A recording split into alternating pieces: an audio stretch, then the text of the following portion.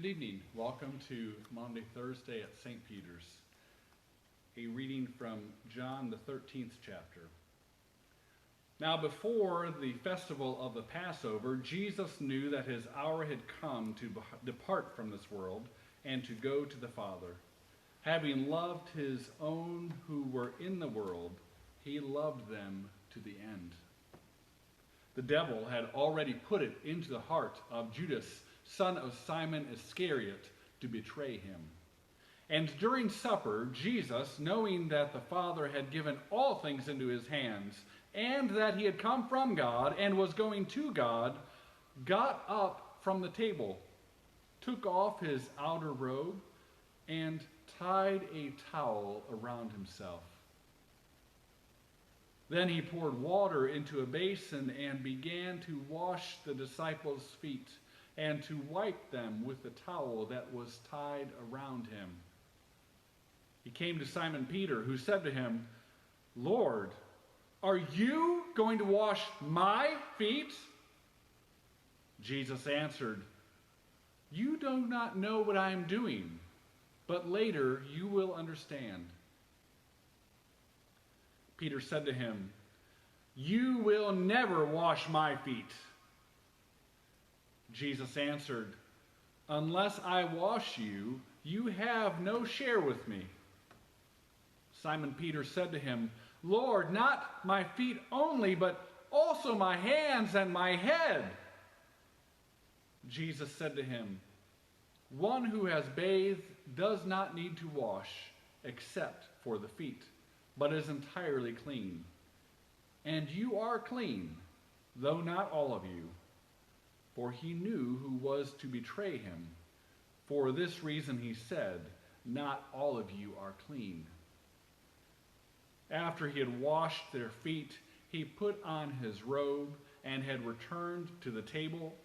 He said to them, "Do you know what I have done for you?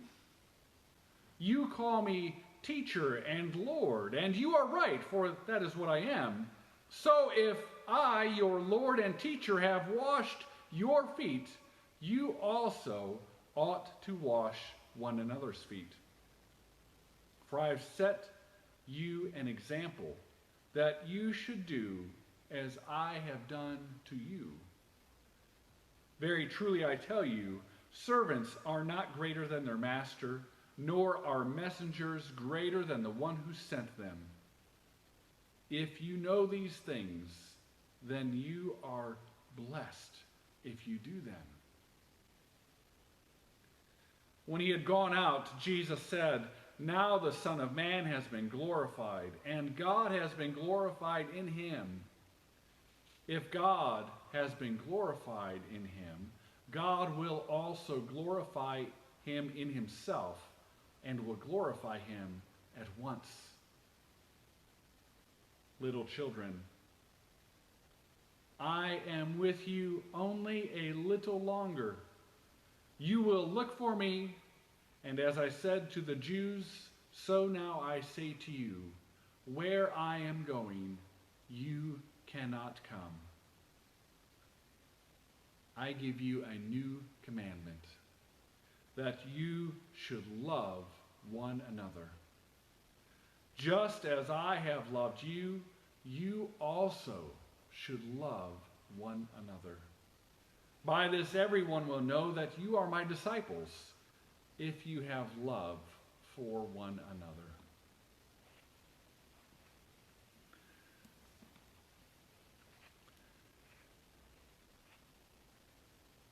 COVID-19, coronavirus, social distancing, stay 6 feet back, flattening the curve. These are all terms that have become part of my daily vocabulary in the last few weeks. They are in regular usage. And it truly hurts me that tonight I am here without you. As we celebrate Maundy Thursday, as we remember this night, as we begin this journey of Maundy Thursday, Good Friday, the Easter Vigil, and Easter morning, These days are at the very peak of the church calendar. These days, more than any other, reveal to us the endless love that God has for us. And yet we are unable to gather together on these nights. But I'm so excited for the day when we get back together. And I want to share something with you tonight. Tonight, we're going to have a short sermon. Tomorrow, I'm going to read the Passion Story at 7 p.m. Saturday, I will have a reflection and a song at 7 p.m. And Sunday morning on Easter, we will have a very special musical treat for you with a trumpet player, as well as Lucy will join us again. That's going to be live streamed at 7 a.m. But none of this is the same without you. And so that first Sunday, when we can get back, whatever that first Sunday is, let's say it's May 17th. I'm just throwing that date out there. It might be sooner, it might be later. Say it's May 17th. That is going to be our Easter together. Whenever that first Sunday is, we're going to have worship that morning at 8. We're going to have a nice big breakfast afterwards together. And then we're going to have the Easter egg hunt. It's going to be fantastic. And the day before that, if it's May 17th, then May 16th will be the Easter Vigil. And May 15th would be our Good Friday. And May 14th would be our Maundy, Thursday. So that we can celebrate these days together. But as of right now, we cannot be together. It would be unsafe to do so. And so here I am in an empty sanctuary, wearing a cassock, all dressed up with nowhere to go, I suppose. But tonight, Maundy, Thursday, is remembered for two reasons. Number one is that Jesus institutes the Lord's Supper, Holy Communion. We say it every week in worship. In the night in which he was betrayed. That's tonight. Jesus shares this Last Supper with his disciples. He knows Judas will betray him for 30 pieces of silver. Jesus has still dined with him. And the other reason tonight is remembered is because of the name. Maundy. Maundy, Thursday. Maundy is from the Latin word for command or commandment. We, in fact, get our English word mandate from the same root word that we get Maundy. So Maundy, Thursday means commandment Thursday or mandate Thursday. And what is the commandment Jesus gives us? He says, I give you a new commandment, that you love one another.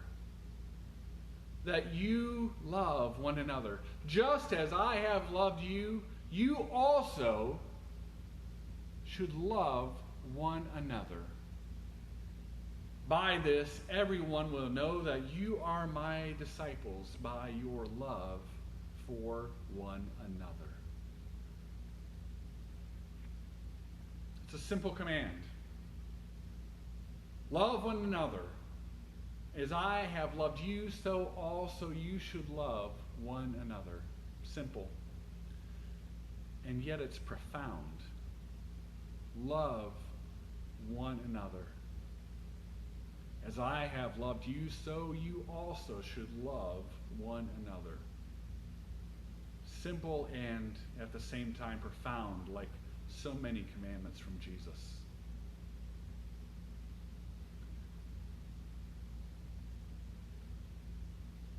As I was writing the sermon for tonight, my mind wandered to road trips with my own kids and with my wife April as they were much smaller than they are now.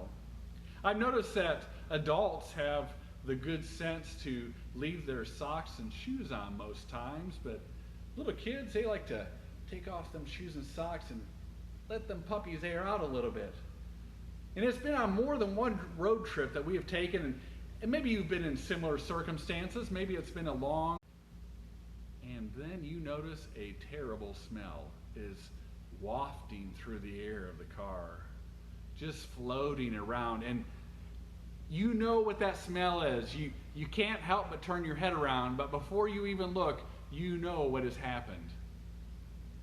At least one of those kids has decided to take off their shoes, and that smell has permeated the air of the entire car. It smells like putrid corn chips. Oh. Feet are not a very pleasant part of the body. Feet can get stinky. Feet can get dirty. Not many people I know are proud of how their feet look. They're just not pleasant. And yet, Jesus washes the feet of the disciples. Washing feet, that was a job reserved for servants, the lowest servants. It was certainly not something that the host of a party would do, certainly not something that a rabbi of all people would do. But here Jesus does this for the disciples. And you can tell by Simon Peter's reaction that this is completely unexpected. This is not what is supposed to happen. And Peter initially refuses to allow Jesus to even do it. This is totally backwards. Well, you can't be here with me tonight, but I did bring some water. And so I thought I would wash my feet tonight. I don't think it's going to be very difficult to do.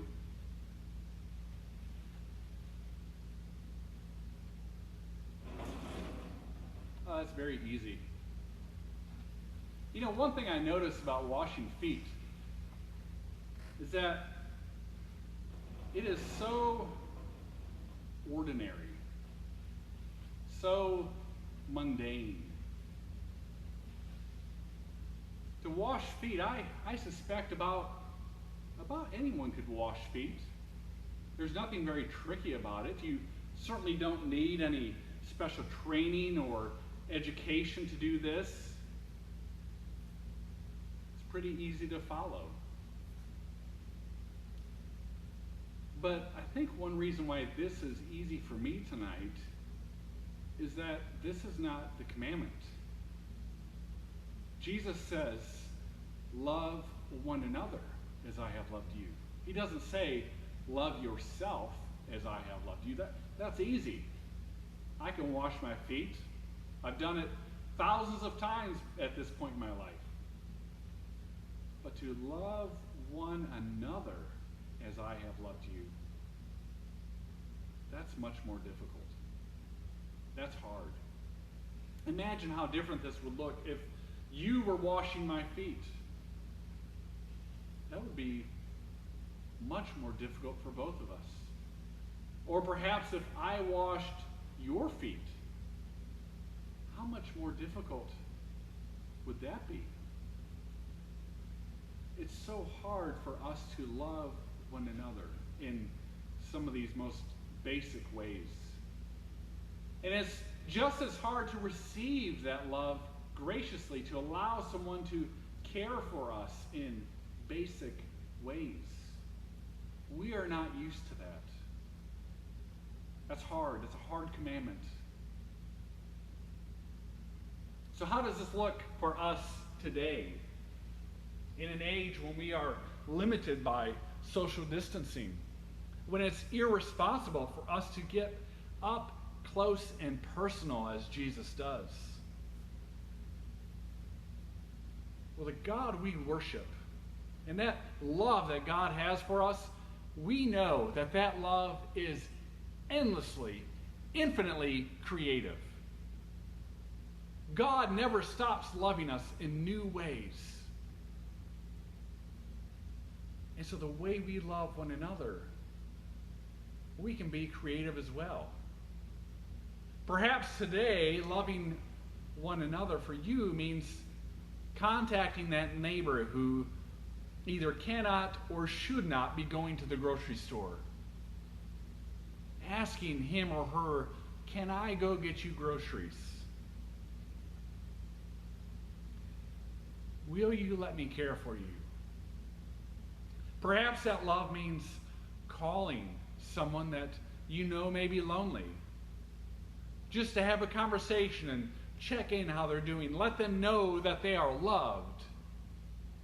Perhaps it's something as old-fashioned now as the lost art of writing a letter or sending a card to tell someone, I have prayed for you. I care about you. I love you. Please tell me if there is anything I can do to help. I imagine that for everyone watching this video, that the way that looks to love our neighbor looks different. We all have different connections. However those connections work, let us remember to follow that mandate, that commandment from Jesus. Love one another as I have loved you. By this, everyone will know that you are my disciples, if you have love for one another. Two things I want you to remember tonight. One is just how basic and mundane this task Jesus does is. This way that Jesus shows his love for the disciples, it doesn't get any more basic or simple or down to earth than this. He is washing their feet. Number two, Jesus is alive today. Jesus continues to love us, every part of you, even the parts that, frankly, you're embarrassed about, like your feet.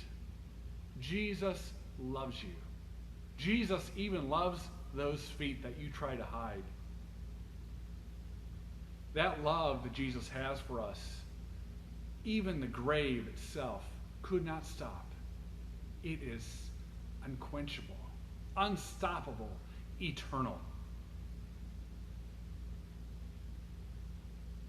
The words of Jesus, I give you a new commandment, that you should love one another as I have loved you. By this, everyone will know that you are my disciples. Amen. At this time, I'd like to turn it over to Lucy as she shares a piece of music with us tonight on Maundy, Thursday.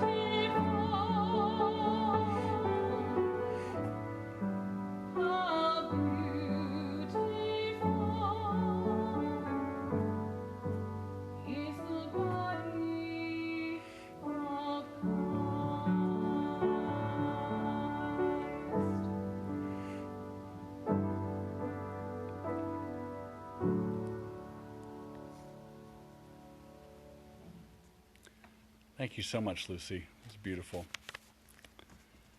Permission to stream the music in this service obtained from one license with license A727168.